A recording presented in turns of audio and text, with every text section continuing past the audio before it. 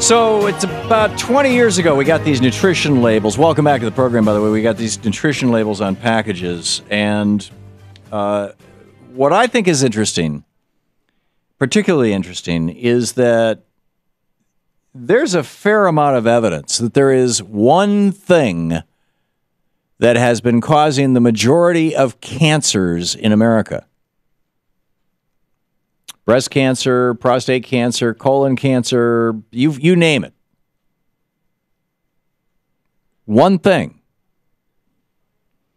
And one of the things that points to that is a fascinating study that was done with Inuit people.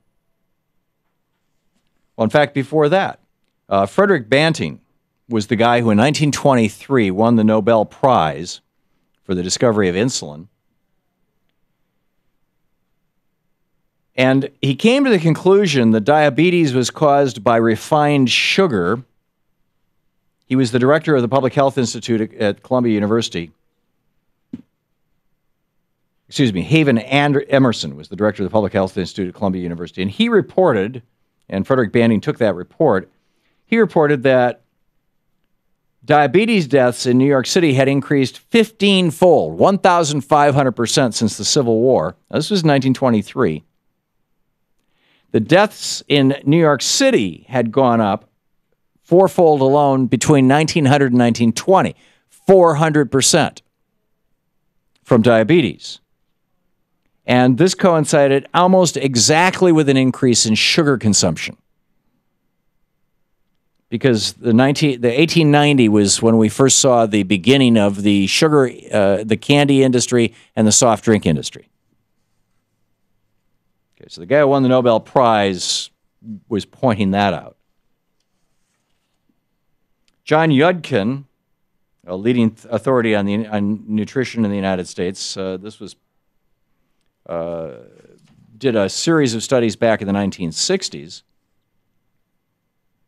Feeding sugar and starch to rodents, chickens, pigs, rabbits, and college students, he found that the sugar, not the starches, but the sugar, invariably raised blood levels of something called triglycerides. It's a fancy word for fats, which we know now are a risk factor for heart disease. It also raised insulin levels, which tied the sugar back to type 2 diabetes.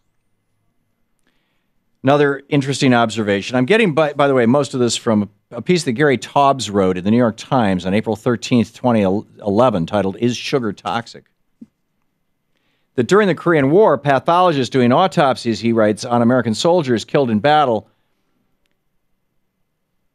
and most of these American soldiers were teenagers, had plaque in their arteries, meaning they were already on their way to heart disease, whereas the Koreans that were killed in battle during the Korean War did not, regardless of their age. Koreans at that point in time, like Japanese, were not eating high-sugar diets. Americans were. There was another study in the 1970s called the 7 Country Studies. Similar results. They used to think that it was fat that was leading to this buildup of heart disease. And I'm going to get to cancer in just a second. The evidence for cancer is even stronger.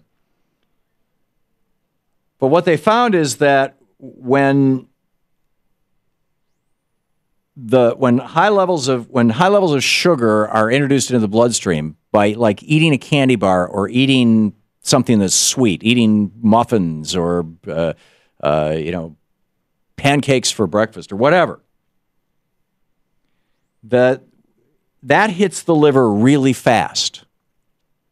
And the liver responds by producing a type of fat that stays in the liver. And you get this fatty liver. Fatty liver then causes insulin resistance. In fact, quoting from the paper, the correlation between liver fat and insulin resistance, lean or obese, is remarkably strong. Samuel, he's quoting one of the scientists, Varman Samuel, who worked at Yale School of Medicine. He says, when you deposit fat in the liver, that's when you become insulin resistant. So what causes liver to accumulate fat in humans, he raises? A very real possibility is caused by sugar. In fact, he notes, Gerald Raven at Stanford University says, if you want to cause insulin resistance in laboratory rats, feed them a diet on mostly fructose is an easy way to do it. It's very obvious, very dramatic effect, Raven says. These changes can happen in as little as a week if animals are fed sugar or fructose in high amounts, 60 to 70% of their diets. But if you give them 20% of the calories in their diet is sugar, which is below the American average, rats will develop fatty liver insulin resistance in about 2 months. Stop feeding them the sugar, and the fatty liver promptly goes away, and with it the insulin resistance. Now, this is where it gets really interesting. One of the diseases, he notes, that increases with incidence of obesity, diabetes, and metabolic syndrome is cancer.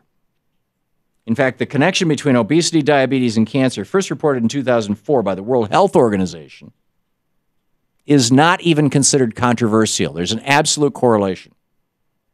You're more likely to get cancer if you're obese or if you're diabetic or both, or if you have metabolic syndrome.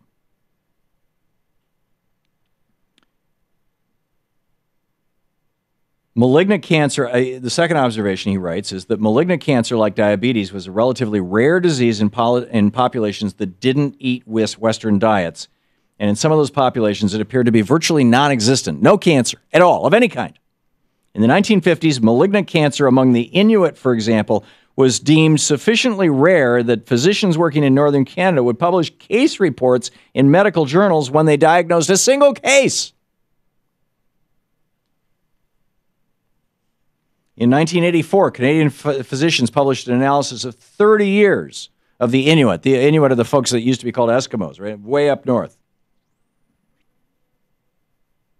And as they started to eat a Western diet, lung cancer, cervical cancer started going up, but there was still a conspicuous deficit in breast cancer rates until the 60s.